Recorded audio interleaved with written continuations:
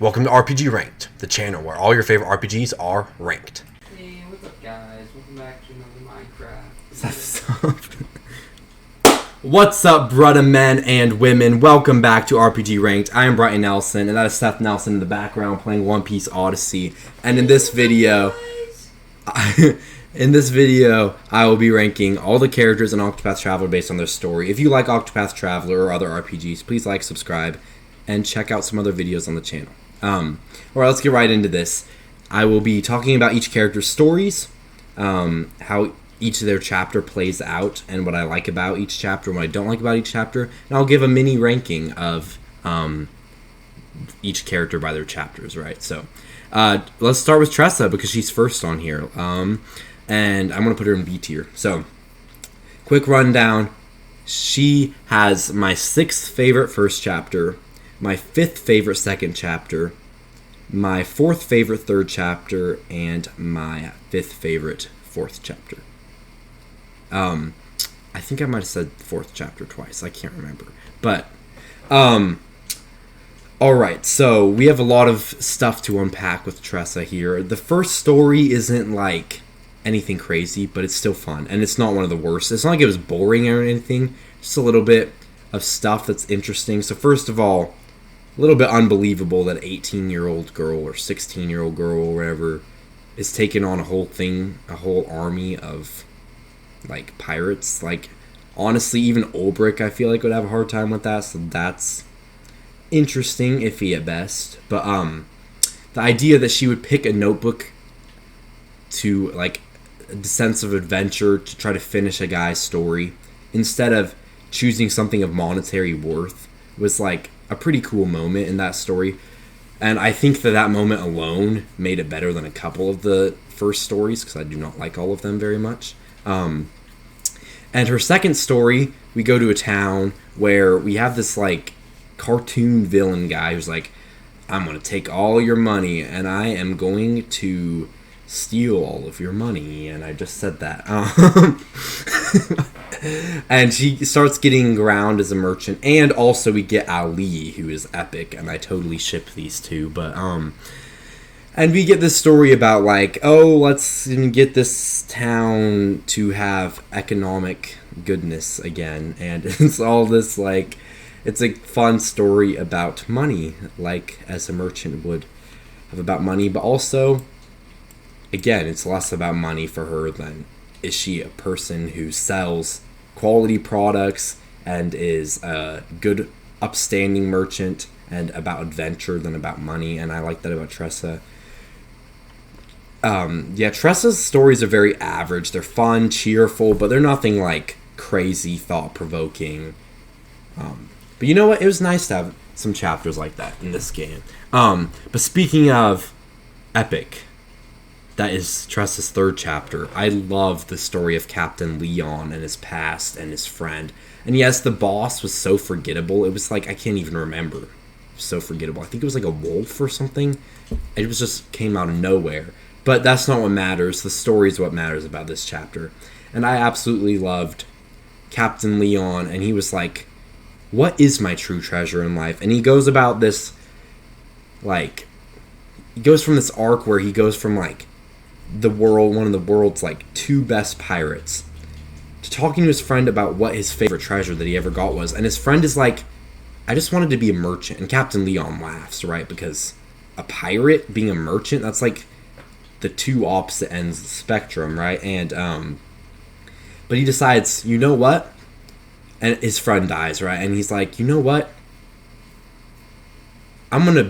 My true treasure was my friendship with him. And he realizes that all this gold and stuff never really matters. So he decides, you know what? Even though I laughed at my friend, I'm going to live the life he wanted to live. And he decides to be a merchant. And you get this, like, gem and stuff. But Captain Leon is like, I don't need that gem. I don't need that treasure map. I have my memory of him. It's this profound story, and I really like it.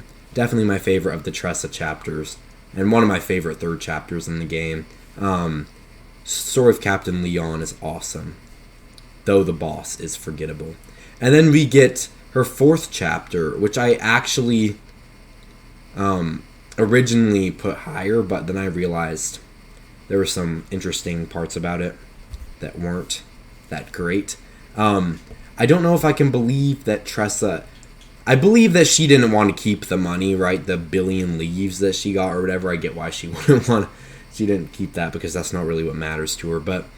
And I get that Noah wanted the notebook as a treasure because she couldn't really travel the world. And she's like, you know what? Even though I can't really travel the world, I'm going to try to do it anyway. And... I don't know. Like, that being Tressa's greatest treasure, though, I think... I don't know. I don't really know how that notebook is her greatest treasure, even though it's only been... She's traveled a couple of towns, and that's, like, her greatest treasure. And I think that's a little bit weird. But we get some good, fun characters in this. I think the boss was a little weird with Esmeralda and all this, like, oh, this notebook was stolen, oh, we're freaking out. I didn't really love that part with Esmeralda and even, like, the money itself. But we get Ali back, and I like Noah, so that part is good. She has a decent fourth story. I like... I do like that it plays off Captain Leon's thought that everyone has a true treasure, and that Noah would pick that notebook over all of this stuff because she doesn't really want money, just like Tressa. She wants adventure. And I just thought that that was cool. It was a good story. Not my least favorite fourth chapter by any means, but I really liked some of those messages in there. Yeah. And yeah, overall Tressa is just like a fun... Her story's fun and cheerful, but it's nothing like extravagant or like mind-boggling or anything like super unique that I'm like, you know what, this is amazing. I mean, it's still in B tier. Like, there's some really good moments here, but not quite as good as some of these other ones. All right, now we're moving on to Olberic, who is a solid A tier for me. What? F tier. No, Olberic is not F tier. Level 7 in my file because he's boring. How do you even have someone at level 7? Like, I was higher than level 7 after one chapter. I mean, my actual party's at like 32. How do you have your party at 32 and Olberic at 7? Because Therion is just better Olberic. Okay. We're talking about the story. Honestly, Warriors is my least favorite job in the game. Anyway, Olberic's story is awesome. I will say, so... When it comes to the chapters, I'm going to rank them again. Chapter 1, Olberic's Chapter 1 is my least favorite, so 8th place. Chapter 2, he has my 3rd favorite, Chapter 2. My 5th favorite, Chapter 3. And my 2nd favorite, Chapter 4. So, Chapter 1, Olberic's Chapter 1 was disappointing to me. Because we get this awesome hook to the story. We're like, he's from a nation that's fallen. He was betrayed by his friend who killed the king. And we have all this, and then we suddenly shift to him in this tiny town saving a kid. And I'm like, that's literally going from like one of the coolest plots in the whole game to a boring plot that's worse than Alfyn's Chapter 2 or Ophelia's Chapter 2 in terms of plot. And I was just like, why are we doing this? Like, why are we going from something so cool to something... And then we get introduced to Olberic. And then we get introduced to not Olberic, which is good. Like, we get introduced to him as hiding out and stuff. And it's good. I love the part where it's like, he's trying to find who he is, trying to find why he wields his blade and all that. But in this Chapter 1, nothing really happens. So it kind of feels like, oh, there's this, like, anti-dramatic irony where we know... like a lot about Olberic and nobody in the story does. And it's like, I don't know. I don't know. I didn't really love the first chapter, but like it leads on a lot of cool things. Like, oh, we have this knight who doesn't really know what he's doing with his life anymore because of his past events and stuff. And it introduces Olberic greatly, but like the whole plot of the chapter is just very, very weak. Except for the very beginning of the chapter. And then we move on to Chapter 2, where it is not really like a crazy chapter story-wise, but there are like 5 boss battles in this chapter, and like no other chapter in the game has like anywhere near that. and it's a Coliseum, and I love Coliseums in RPGs, so... and we get some fun characters. We get the 2 people who are, like, helping him, like, sponsoring him or whatever, and though they are a little bit out of place, they're still fun. And I really love Victor's Hollow. It's one of my favorite towns in the game. It's a cool place. And it's nothing, like, insane or nothing, like, new, unique. But it is also just such a fun chapter with all those battles. And the fact that you have to actually use Scrutinize to get an advantage, where I think that's, like, one of the only moments where I was, like, other than, like, stealing to get better items, I was like, oh, we're actually, like, using Scrutinize to help with Olberic's story, so that was nice. Or Inquire, if you had Alfyn or whatever. And, yeah, so you have Olberic's second story is a fun one. And then we get Olberic's third story, which is a very cool story about how Olberic is, like, yeah, he's still trying to find out, like, what he's really doing. And he goes to, like, kill this brother that he had. Honestly, I don't know if I ranked this high enough, but I think I did. But anyway, I love Olberic's third chapter. But we go to this town, and he's trying to kill this dude who used to, like, be his brother in war or whatever. And he realizes that this brother in war is, like, the savior of this town. And he's like, has he changed the way... has he changed what he's wielding his blade for? Is that what I should be doing too? So then we go and we get this story about how he only did what he was doing under the orders or whatever, and he has regretted it, like, every day since. And we get this story where Olberic forgives his friend, even though his friend basically ruined his life, because now he doesn't really know what he's doing with his sword anymore. And he teams up with this friend for an amazing finale, chapter 4. Yeah, and we just get this awesome character moment for Olberic. And although I didn't quite as like it as much as, like, Captain Leon's story, I did really find it to be a great place to take Olberic's character, and it's a perfect setup for chapter 4. And we get some fun battles against, like, lizard men and stuff, and yeah, and we get a boss fight, and, like, that story boss fight against his friend is amazing, like, that duel. Yeah, and we get a lot of cool stuff here with Olberic's third chapter. Then we move to the fourth chapter, which is so epic, like, by far the most epic chapter in this game. We get to this town where it's basically a way worse version of Tressa chapter 2 or Therion chapter 4, where it's this town where you're paying a toll to get in, or else you're going to be burnt at the stake. And then if you do anything slightly bad, you get burnt at the stake. And you see that this town evolved from, like, burning murderers, which is pretty fair, to burning people who, like, stole, like, some water or something. That's not actually what happened, but, like, it's gone off the rails, this town. And you get to join a rebellion group, and, like, it's so epic. You, like, join a rebellion group, go in this hidden passageway, and then but he outsmarts you, and then he starts firing arrows at you, and you're like, all hope is lost. And then your friend comes, and he's like, yeah,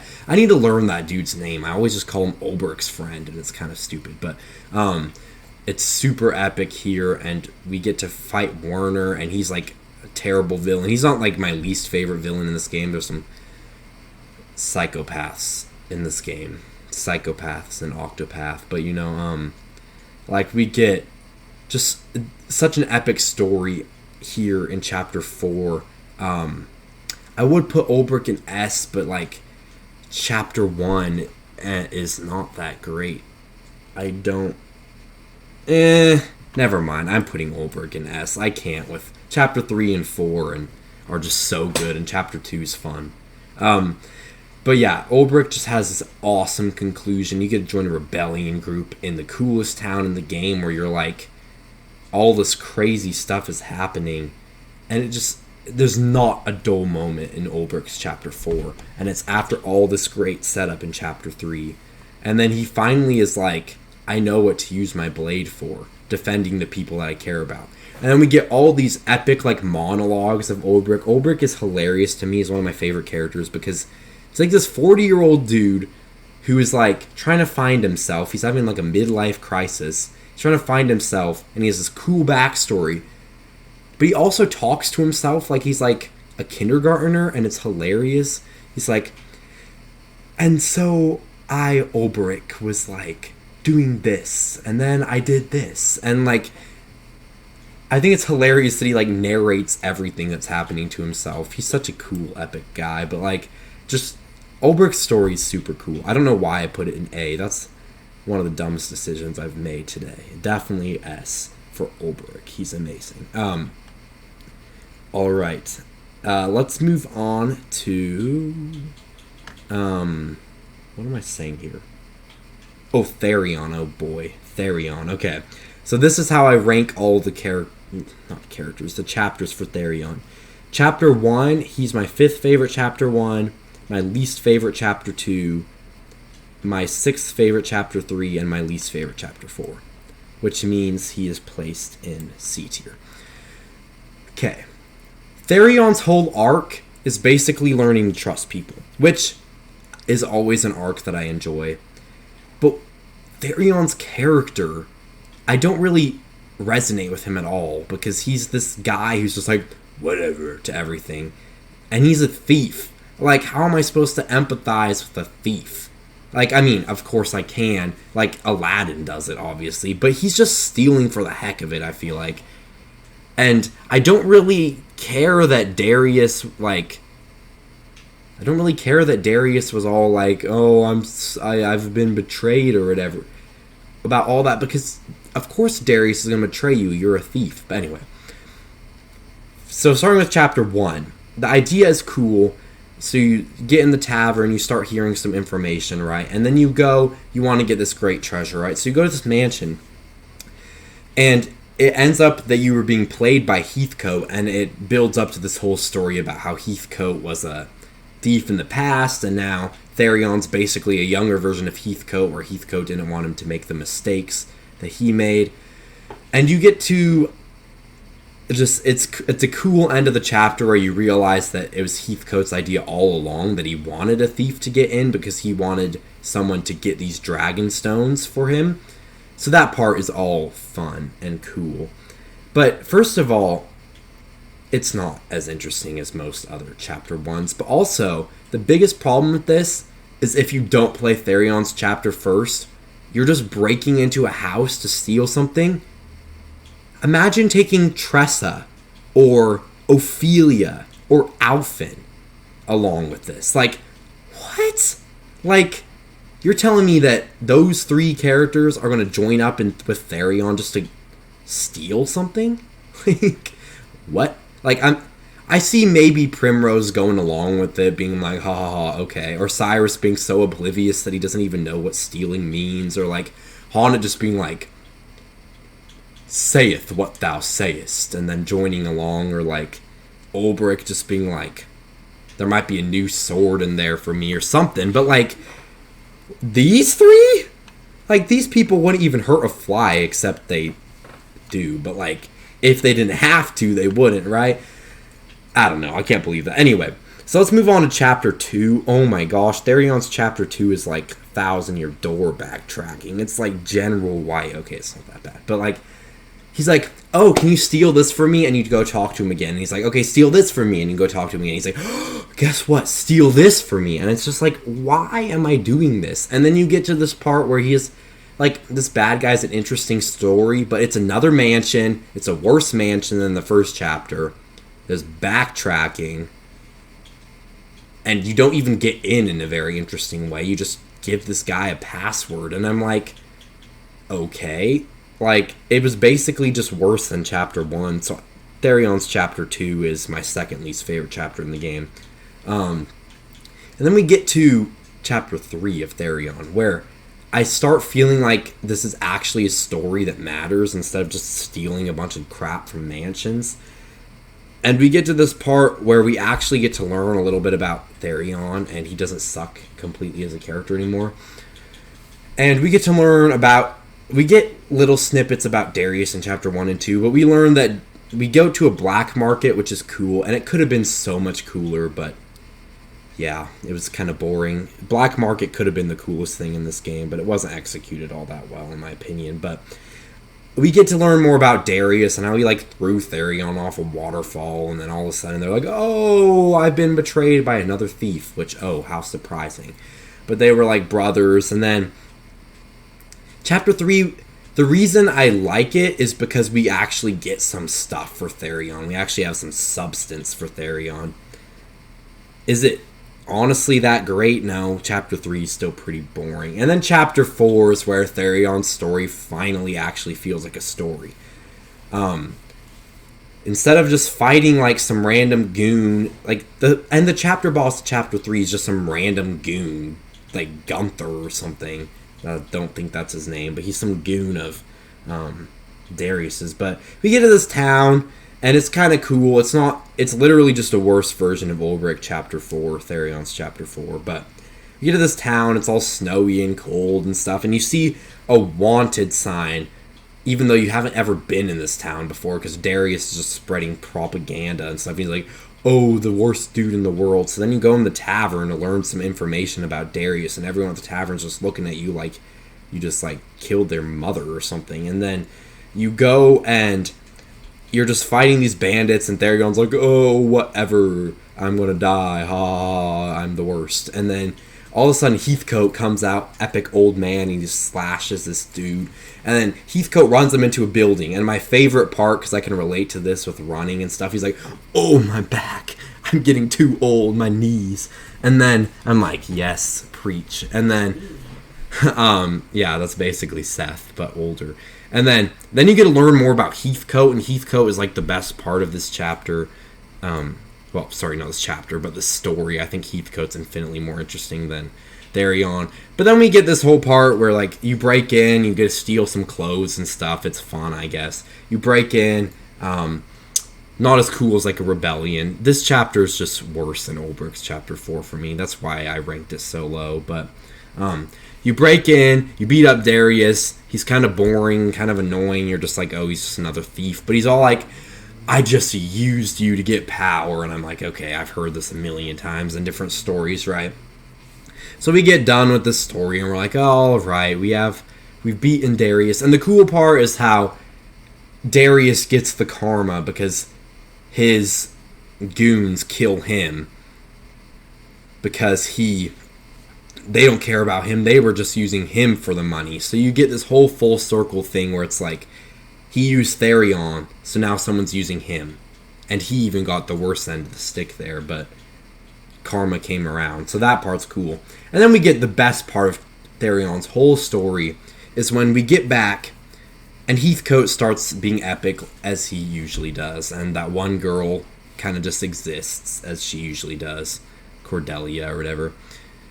Even though I kind of ship them, but they're both really boring, so I guess they can have boring kids or whatever. But then and then we get Heathcote. We get this part where Cordelia's like, "Okay, you can take off your band now." And Heathcote's like, "Actually, I took it off forever ago." And she's like, "Huh?"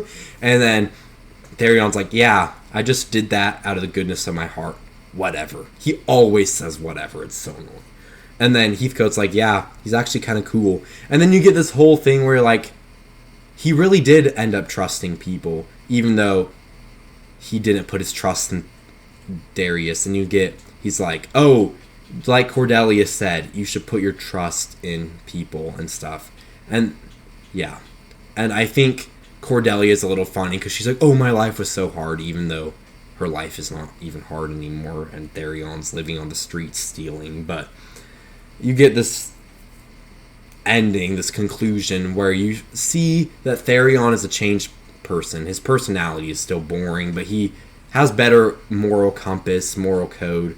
And I'm excited to see, well, we won't see what happens to Therion. I don't think, maybe we get to see these characters in Octopath 2. Highly doubt it, though. But I'm excited for Therion to do whatever he's going to do with the rest of his life. Because hopefully it's better than what he's been doing. Why did I say that like that? Alright, let's move on to Haunted.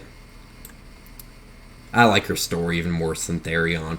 Basically, her first 3 chapters can be summed up in just a few words. You learn about a beast. You go to a forest. You kill that beast for some reason because some character told you to. You go back to that character, you talk to him, you move on to the next chapter. Like literally, chapter 1, it's like, it introduces the stuff about the chapter, and it's like cool and stuff. And you're like, oh, okay. Like, Zonta, he's a cool, like, master apprentice type thing, cool. And then you get Honnet's Old English, and she's absolutely hilarious. I love Honnet, but I love her character, I don't love her story. But and we get this thing where like, oh, we care about Zonta, but then we go to a forest and we kill a boring beast. And then in chapter 2 we get to talk to that one cool, what is it? What chapter is this one? I think is it a girl or a dude? I can't even remember. Honestly, Honnet chapter 2 is boring for me. Except for the end, I liked that part because we get to learn what happened to Zonta. He's turned to stone. And this is where like the story really starts. And then we move on to chapter 3. Oh, by the way, that was in a forest too. Then we move on to chapter 3 where, guess what? We get to go to a forest and kill a beast and talk to some cool characters again, but they're still boring because the story's boring. But at least the Cyrus Susanna's kind of fun, and that one dude is fun, especially if you do a side story. But we do that whole thing, and again, guess what? Forest, characters, beast. And this time the beast is literally called Dragon. What type of a boss is called Dragon? Like, oh my gosh. Like, it's like trying to be generic in like a funny way. It's like, I don't even know. But then Honnet freaks out because she killed a dragon, and that was actually kind of fun.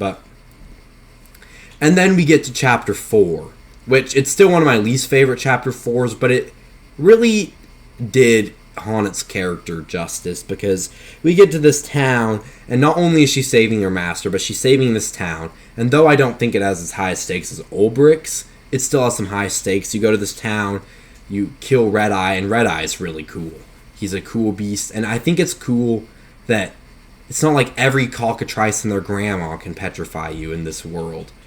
Like, one beast in the world can petrify you. It's the most powerful beast in the world, and you're killing it, and it's Honnet who's doing it. And the idea of killing the most powerful beast is kind of cool. Red Eye was a fun fight, and we get that whole scene where all the soldiers go in, and there's like some like suspense, some like, like the scene where all the troops cometh, if thou darest, and like they all come in and like, yeah, we can do this, and they all get turned to stone, and that was kind of interesting. And then you have this like moment where everyone's like, oh, you're the hero of our village. It's like that. It's always the sand towns, I feel like, where you become the hero of their village. I was just playing in Dragon Quest XI, that one with the Sylvando or whatever, but like, yeah, anyway. So we get this story where she's like the savior of the village, and it's fun. It has some fun stakes, some fun battles. Red Eye's cool. It's still one of the weaker chapter 4s, but I still thought it was fun. And then we get Zonta back, and he's hilarious, and we're just like happy that he is safe again. And it's just this story where basically like not very much happens, but I do love the characters. It's just beasts and forests over and over again. Oh, and at the end we get a cave. How different. And it's cool. Like, her ending is fun. And I think her ending to her story is actually the best. Because I feel like everyone else's story, it's like, and now I will do other stuff with my life, and it ends. And like, none of them really had that satisfying of a conclusion. Like, it finished their character arc. It finished up what they were doing. But they all just kind of like walked off the screen and then it was done. And I felt like it was a much better ending to have Honnet and Zonta like staring off into the sunset or whatever. That was cool. And by the way, before we move on to Primrose, Honnet's first chapter, my second least favorite. Second chapter, second least favorite. Third chapter, least favorite. And fourth chapter, third least favorite. So, don't really love Honnet's story that much. But if you loved it, I'm glad. I wish that I did as well. Alright, Primrose, S+ tier. Dang. Tetris for Jeff. This was good, you know. Oh boy, there's some shiz. This was the shiz, these chapters. So, Chapter 1 was my favorite. Chapter 2 was my second favorite. Chapter 3 was my favorite. Chapter 4 was my favorite. Alfyn's Chapter 2 hits different for me, but other than that, she's like top of everything. Primrose Chapter 1, so freaking good. Best chapter in the game. You have this story where she's like under this Helganesh dude, who's my least favorite character in this game. I want to like knee that dude in the balls until he like turns into a woman or something. Why did I just say that? But like I am so mentally ill. But like he is that bad though, honestly, and he's even just a goon for the guys who are even worse. But he's like abusing all these dancers in this really shady town. It's like strip club town, and it's like all this stupid stuff. And she is dancing. Well, she likes dancing, first of all, so yeah, that's cool. But she's a dancer in this town because she's trying to get information about these 3 guys she needs to kill or whatever to avenge her father, right? A vengeance story. And though a vengeance story isn't like super interesting on its own, we get to like, first of all, Chapter 1 of Primrose's Chapter 1, it throws you right in the action. You get like these dancers that are under this abusive dude, and he's terrible, and then you have to like sneak out, and then your friend saves you, and then she dies. And I love that lady, that friend. I was so mad when she died. I actually yelled at my Switch, and I don't really even do that very often, and it was crazy. I had chills or whatever because Helganesh was so bad, and I was so happy to kill that dude.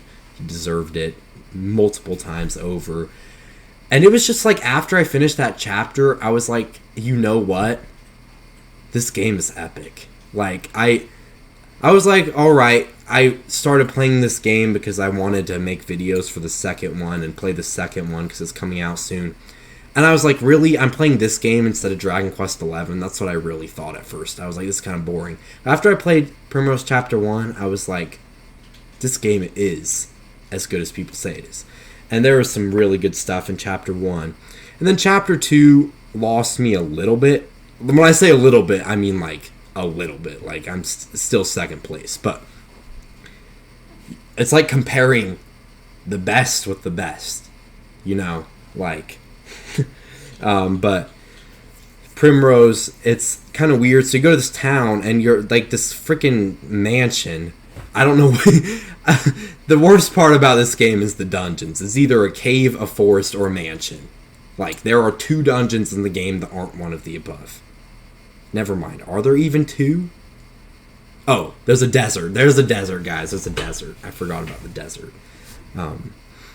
But, like, yeah, so you get this Chapter 2 where you go to this mansion in a caravan, and it's all like, yeah, we're going to this caravan. And then you're like, oh, all these people are prostitutes under this evil dude who tries to sell people his daughter, sell these prostitute women to other people so they can be their daughters, which I don't know if I can believe that.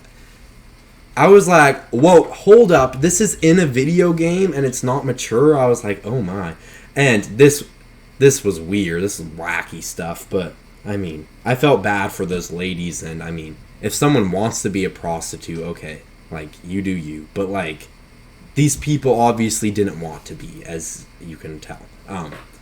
And, like, and you go to this, like, left wing, and, it's this crazy scene. It's not close to as good as Chapter 3 or 4, but it's still great. And, yeah, you kill this dude, and you're like, yes, I killed him and stuff. I don't know. There's just something really cool about this. The being taken away in a caravan and stuff, and just some weird stuff that happens. I was like, dang, this is really dark and stuff, but it was very interesting. And then Chapter 3, so we meet Primrose at this like really hard, like weird point in her life, and we get to go back in Chapter 3 and see everything that's really happened before. And this is where her story gets insanely good. Like, Chapter 1 is my favorite in the game still, but Chapter 3 and 4 is where we really get some story for Primrose. just chapter 1 was such a great introduction and such a great. There's not really anything boring about it. Oh, there's 2 dungeons. It was ruins. That's what I was thinking. Cave, forest, ruins, or mansion. Anyway, but yeah, so we go with Primrose chapter 3, and we get to learn all of her story. We get to learn about her past lover, her father's associates. We get to learn all the stuff about Primrose, and she's a princess and all this stuff, and you're like, oh my. Like, her story just gets even more crazy. And then if you thought it got crazy there, you reunite with this lover dude, and you're like, oh, I'm still so in love with you, or whatever. And then all of a sudden, you realize that he is the big bad that you've been trying to kill this whole time. And I honestly didn't expect it. I'm going to be honest. I expected most of the plot twists in this game, but I did not expect that one. And we get this whole thing, and not only that, but one of the father's associates was also a bad guy. So you get like 2 plot twists, and I expected that one, but I just didn't expect 2 plot twists in a chapter. And that part was cool and all. The real main part of why I love this chapter, though, is we get to learn the backstory of this very troubled character. And though Primrose is one of my... I love her story and her backstory. I don't really...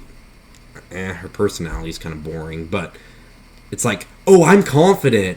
I like to dance, and I like to talk about how beautiful I am. I'm like, really? That's kind of boring. But her story's awesome. And at this point, she's starting to realize, like, she feels empty, and she's like, really, is murdering, like, these people even doing anything for me? And she's like, I can't visit my father's grave until I avenge him or whatever. And then we get to chapter 4, which, oh my gosh, this gets even, like, I said those other ones were crazy. This gets even crazier, right? So you're out to kill the dude who killed your father, your past lover, and you get to this town where everyone is either in the theater show or at the theater watching that show. Like, this town is literally just a theater. And it's called Everhold because you're, like, literally held in this theater all the time. And this guy, the puppet master, Simeon the puppet master, your past lover, recreates a play about your life. So you see all these scenes. You get to even get more of her backstory. And Simeon was so obsessed with her that he knows her whole life. And it's crazy. You get to see her whole life play out while you're on this, like, ethereal stage where, like, he is... It's showing the comparisons. It's showing that Primrose is empty, that she doesn't even know her purpose or anything. And then we get to see Simeon, like, he's a maniac. He's talking about how, like, he's risen up by seeing other people fall. He says his favorite thing is seeing the tragedy in other people's lives because of how poetic it is and all this stuff. And I'm like, what the heck is this dude? And he's like crazy, but like he was a very interesting character. It's kind of wacko. But we get this crazy like final battle where you're literally part of this play about your own life. And it's like, what on earth? And you destroy this dude, and it's crazy. And then you finish the chapter, and she finally goes to her father's grave, and she's like, I'm done. I can finally go to my father's grave, and now what am I doing with my life? I feel so empty. And it ends on a very somber note. Like, nothing has gotten better for Primrose after all of this. Her, like, ever since she was very young, this has been her whole meaning of her life. And she just doesn't have any meaning anymore. She's like, what am I going to do with my life? And then she just walks off. And it's like Primrose finale. I'm like, okay, I was hoping for a little bit better. But other than the ending of her story, and other than a little bit of a quality dip in the second story of hers, it was fantastic. Like, it was crazy, but it was epic. Yeah. Like, I mean, obviously, as much as there are some awesome stuff in these other chapters, like, I've never played a game where any of that stuff happened in any chapter, and it was crazy stuff there. Yeah, alright, I think I talked about Primrose for literally, like, 10 minutes, I feel like. So let's move on to Cyrus. Cyrus is very mid for me. I'm putting him in B. Cyrus is funny. he's so oblivious yet so smart, and honestly, sometimes I can relate to that. Not saying I'm so smart, but like being able to know so much about something and yet knowing nothing about it. I have related to that before. It's funny. Cyrus is cool, but his story wasn't really for me as much as it would be for some other people, I think.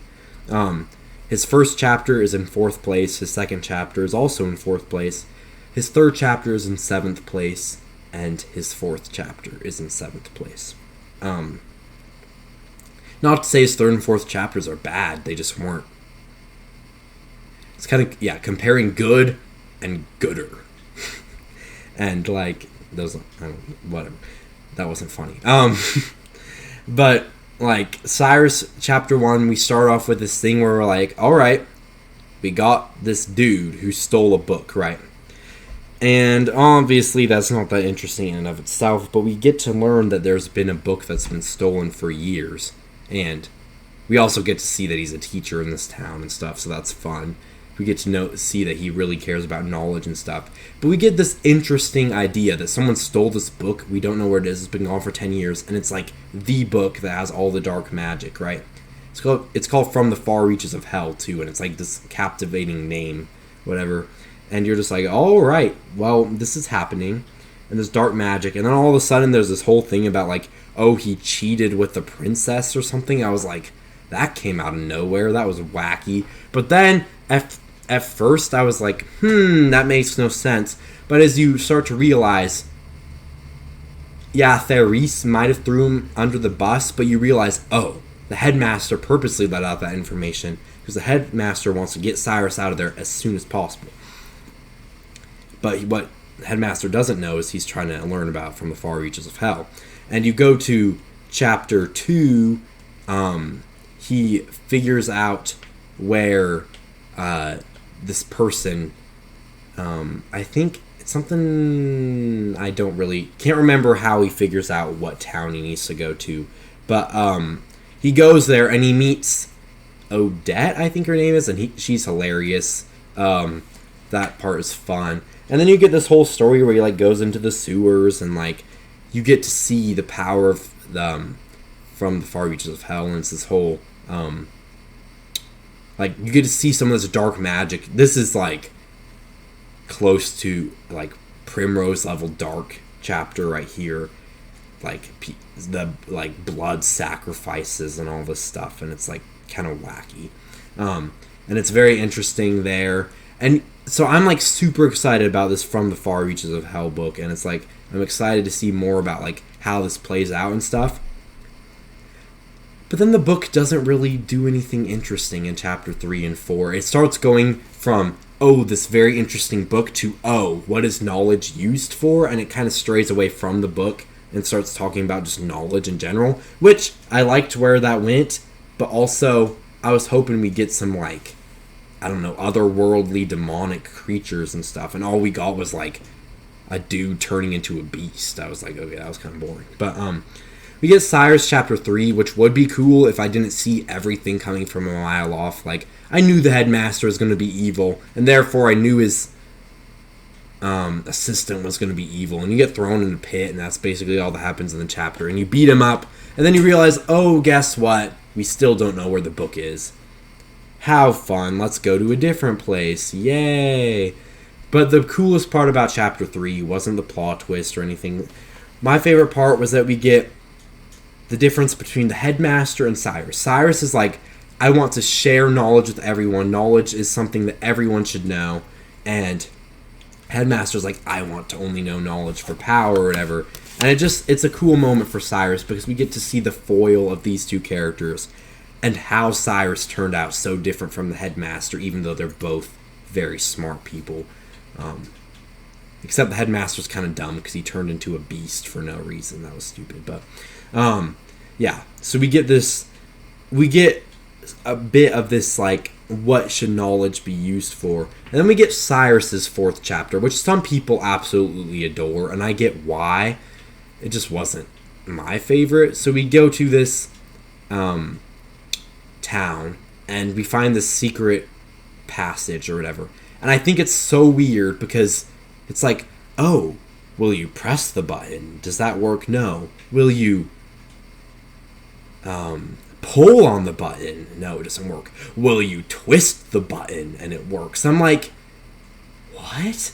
And then it's this like rock and there's a button on it, and you're telling me there are like 50 people in this town and none of them thought to twist it and reveal like the most secret hideout in the world? That kind of lost me a little bit. But you go down there and you get to see this library of all these books that, all this knowledge that's been hidden from the world. And Cyrus is like, I hate this. Everyone deserves knowledge. Everyone deserves to learn. Everyone deserves all this stuff, right? And Cyrus is like hating on this. And I like that he uses a scrutinize here. The way he uses it is infinitely more interesting than the way he used it previously. Because as much as I love the idea that he's like finding out mysteries, it tells you where to go to find the mystery, so it isn't even a mystery anymore. But anyway, so we go and are doing, we find the headmaster's assistant or whatever, and she's like, I'm the true villain, and I want to use, will you join me, Cyrus, and we can use knowledge to rule the world, and all this stuff. And he's like, bruh, no. He's like, dark knowledge can be used for good, and I am not going to be part of your antics. And then you get a cool battle. Like, the boss battle itself is cool, and it's cool that you have to, like, break the lady, like, 20 times. That was crazy. But the best battle of this chapter is the battle of two very wordy scholars being like, according to my research, and, like, they're saying all this stuff and getting mad at each other and all this stuff. That's kind of fun. And Cyrus's chapter 4 was awesome, but like it still wasn't one of my favorites out of them. I don't know. As much as I should love Cyrus's, it just didn't resonate with me like some of these other ones did. And that is not... this is one of the ones where I'm like, this one was well crafted, unlike these ones I thought had a lot of issues. And Tressa's I don't think had issues, it just wasn't anything... I mean, it had a couple, but it wasn't anything like... It did a good job of what it was trying to do. And Cyrus's just didn't resonate with me that much. I know some people adore Cyrus's story. And I honestly... I mean, I love him in battle. I think he's funny and stuff. But his story wasn't really my favorite. Alright, we have two more. Ophelia and Alphyn's. And let's move on to Ophelia. So Ophelia... I rank higher than a lot of people would. I'm putting her in A.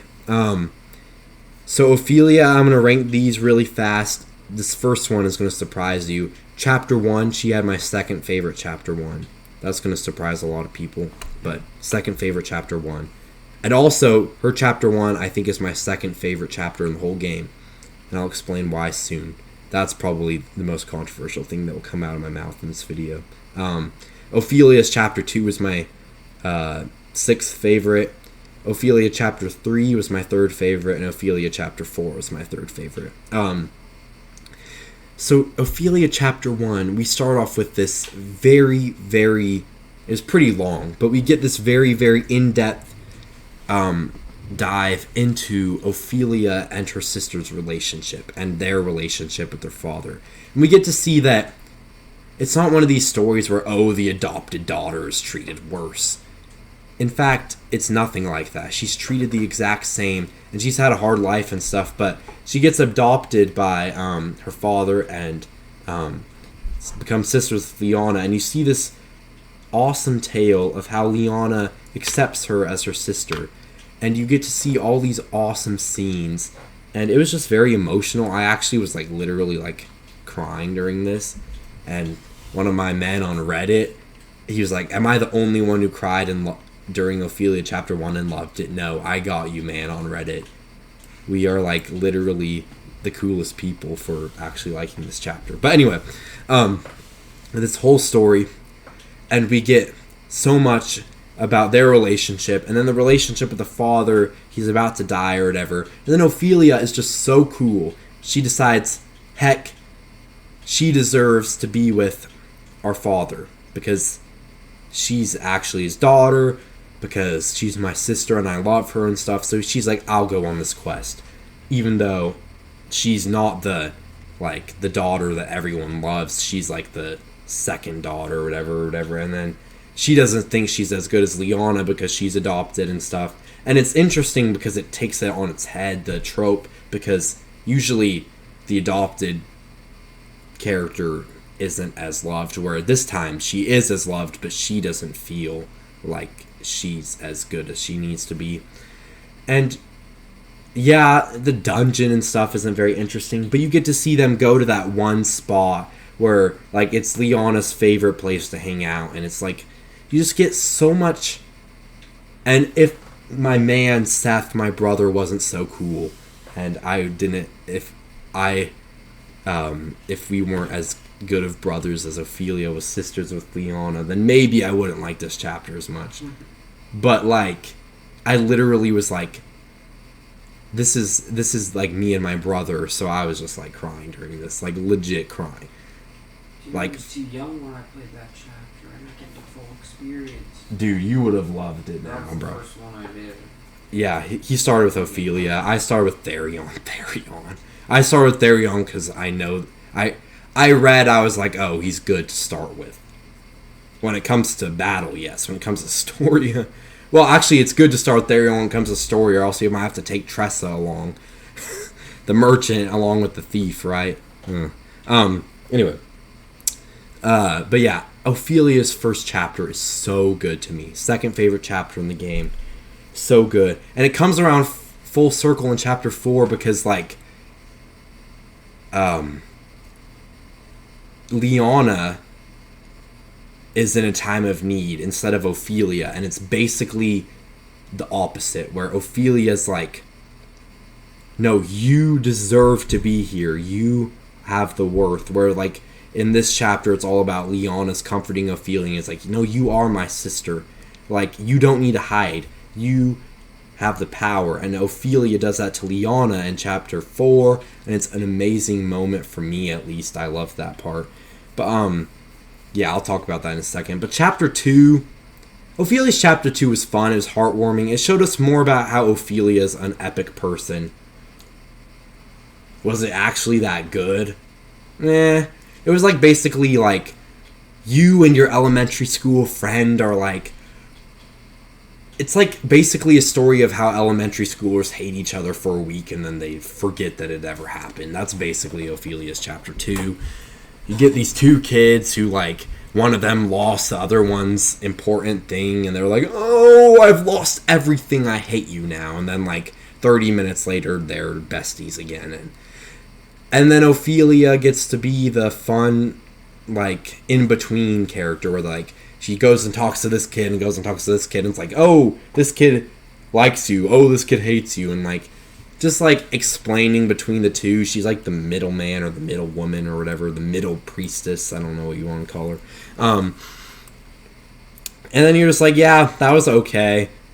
It's better than Olberic's chapter 1, in my opinion, when it comes to, like, the kid aspect of it. But it is one of the weakest chapters in the game, I will admit. So, that is why she's an A tier, not an S tier, because chapter 2 is not the best. Frick. I don't know. No, I will keep her in. I can't put everyone in S tier, for goodness sake. I'm going to put everyone in S tier. We'll just leave A blank to show that there's a gap between these. I have to put Ophelia in S tier. Because if I'm saying Olberic's chapter 1 is my least favorite in the game and still putting him in S tier, I should be able to put Ophelia here. Anyway, I'm going to put her below Olberic still. But, Ophelia chapter 3. A lot of people think the chapter itself is kind of boring, but I think it's cool. We get a chapter where this guy is freaking out because of a kid. Like, this kid gave him a letter, and this, like, freaking old dude is like, oh my gosh, I'm scared of this letter. And you're like, this 8-year-old wrote something that scary? And then you figure out it's a ransom note that this kid delivered, not knowing what it was. And his daughter is going to die if he doesn't give the sacred flame to the savior, quote unquote. And it's some crazy stuff, the ransom. And then at the end of the chapter, there's this insane twist where it goes from, oh, we just got the sacred flame back, to, oh, Ophelia's father is dead now, and Leona knocked out Ophelia, and takes the sacred flame and gives it to the Savior because the Savior can use his dark magic to revive their father. And you're like, oh my gosh, that happened in 30 seconds. And there's this epic plot twist at the end of Ophelia's chapter 3. And then you get to Ophelia's chapter 4. You're in this town where everybody hates the Church of the Sacred Flame. And it's an epic chapter. You get some magical elements. You get some betrayal elements. You get to see that Leona isn't the perfect daughter, because every perfect daughter thing that's ever happened, except for Mary Sue things like, you know, Captain Marvel, almost everything you get, like the perfect daughter trope. Oh, she's not perfect at all, but also that nobody should be perfect, right? And you get this whole thing where Leona really wants her father back, and this guy's the savior dude, Matthias, is like, she will get the father back. There's no way you can stop her now. And then Leona's like, suck it, I'm listening to Ophelia. And then he's like, no, my black flame, it's no longer something I can use to destroy the world. Or I can't even remember what he does. He tries to sacrifice people and stuff, even though these people, I love how some of the chapters, like just a bit, like tons of people die, and then like nothing really, like Ophelia's chapter and Haunet's chapter, they end up all being okay. Like, oh, their souls were taken, but they were just put back. Haha, so fun. Anyway, but like, you kill Matthias or whatever, and just all these cool magical elements. The idea of there being people who are against the Church of the Sacred Flame is awesome, because, you know, that's real in real life. You know, there's people who are against religion and stuff. So just seeing some of that is cool. And you get to see all this stuff, and then, what am I saying? And then after all that, and that's already cool enough, but, okay, you know, I said Haunet had the best ending. I think her ending was like, I don't know. Her ending made the most sense, I think, but I think I loved Ophelia's ending because it came full circle with everything. It was like Leona just was hiding away like Ophelia did in the past, and was like, you know what? No. You're my sister. Like, I know that you try to use some dark magic and that you knocked me out and stuff, but you know what? You're my sister, and I still love you. And it was just awesome. I loved it. And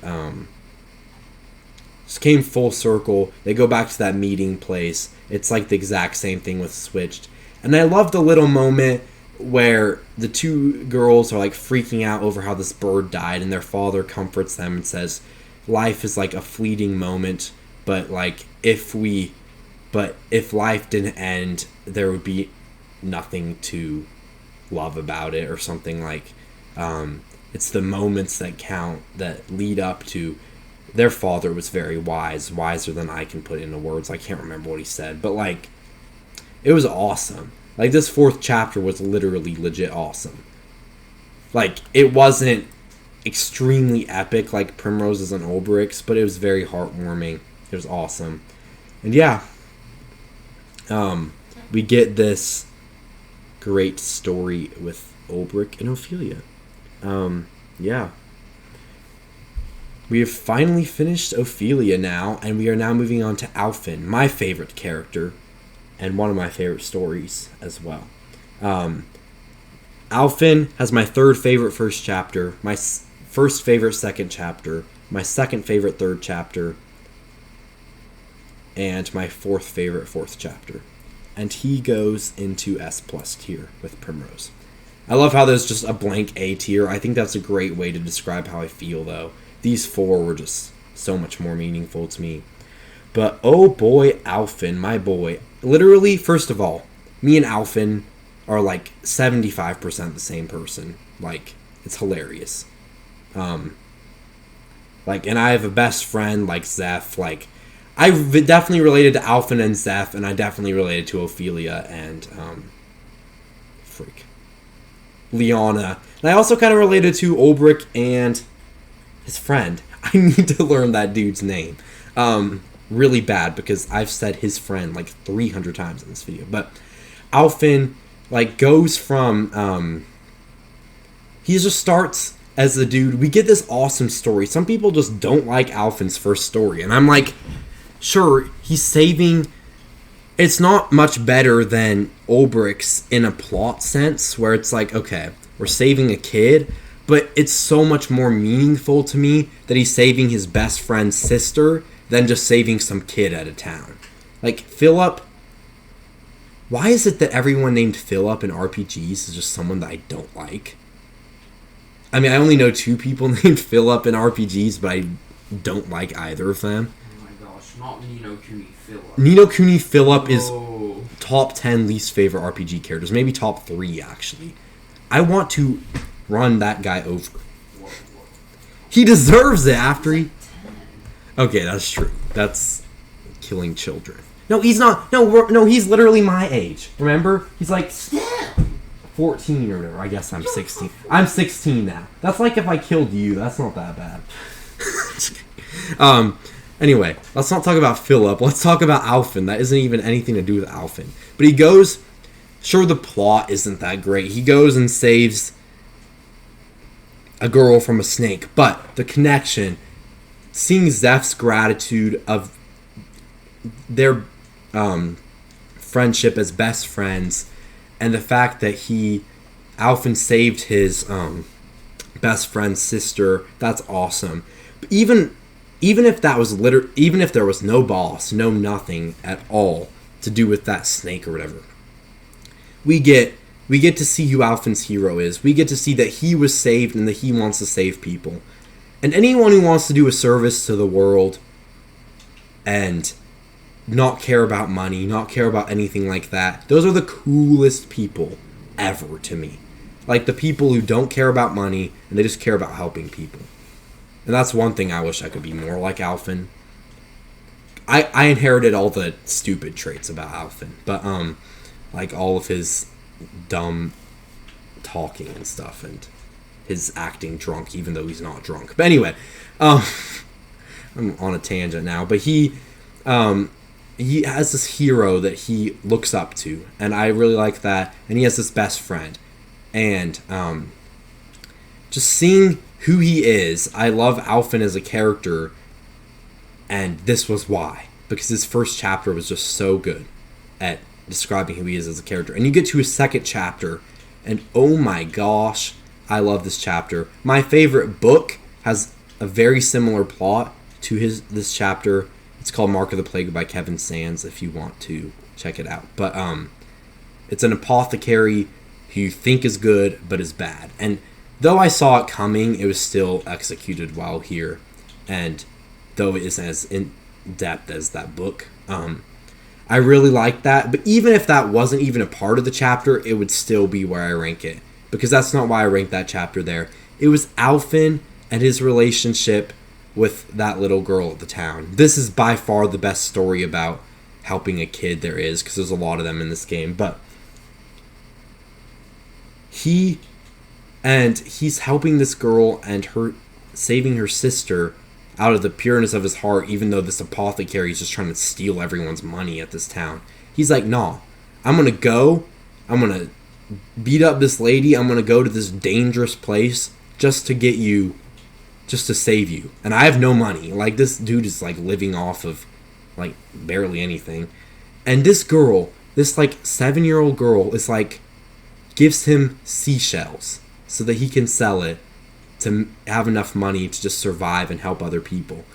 And, oh my gosh, Alfyn started crying. I started crying, bro. This part was so good. Just him and his relationship with this little girl was awesome. Relationship as in, like, friendship, just making that clear. But, like, just seeing more of Alfyn's pure heart and all this. I'm starting to sound so sappy, but, like, that's who I am, and that's why I love Alfyn. But, like, just get to see how awesome he is. And you get a cool story about an apothecary who sucks. So, loved his chapter 2. And his chapter 2 was good, but oh boy, his chapter 3. So, we have all this, chapter 1 and 2 show about how cool Alfyn is. And then chapter 3 shows about how he's too cool for school. He cares about people too much that he saves someone he shouldn't have saved. And it's this crazy... I think this is the chapter where I was like, oh frick. This is a moral dilemma that I would not have... Like, there are very few times in a JRPG where I was like, oh, like, I'm questioning life right now. It was like, should we kill the dude or should we not kill the dude? Like, does he deserve to live? Does he deserve to die? Do I side with Alfyn or do I side with Ogun, right? And Ogun is awesome, but his name is not. No offense, that's an ugly name. But we get the story about how he decides to save a life who shouldn't have been saved. And he is this guy who murdered Ogun's wife, and he was going to murder a kid, and he's going to murder everybody and their grandmother for the heck of it. And he's just this terrible dude. And Alfyn decided to save him out of the goodness of his heart because Alfyn realized he was a thief. Alfyn realized he was not the best person, but he realized that he was still a person at heart. And the guy was lying to Alfyn, and he was a terrible dude. But like, we get to see that Alfyn just cares so much about people that honestly he cares too much. And it was a perfect place to take his character because it turned his character on his head. And it was like, wow. Like, we just go from him being here to save people to he shouldn't have saved someone. And it was kind of wacky. It's a great chapter. Everything about it was awesome. And, yeah. Ogun is a great supporting character. And chapter 3, honestly, chapter 1 and 2 are like half of the story, and chapter 3 and 4 are like a different half of the story. And you go to this other town where you see Ogun again, and he's coming, and he's about to die from the same, and this is where it gets all crazy, where Ogun and Alfyn are basically the same person, except Alfyn is willing to save people, whereas Ogun thinks they should die if they suck, right? And you learn that Ogun sucks just as bad as that other guy did. He killed someone who killed his wife, right? And he did the exact same thing that he sought to destroy, right? And he's like, he hates himself now. He wants to die, but he doesn't want to kill himself, but he wants to die. He doesn't care if he dies, basically. And he wants to make it up by saving people until his death, right? And he's on his deathbed. Like, Ogun is so out of it that if he, like, picks up something, he drops it.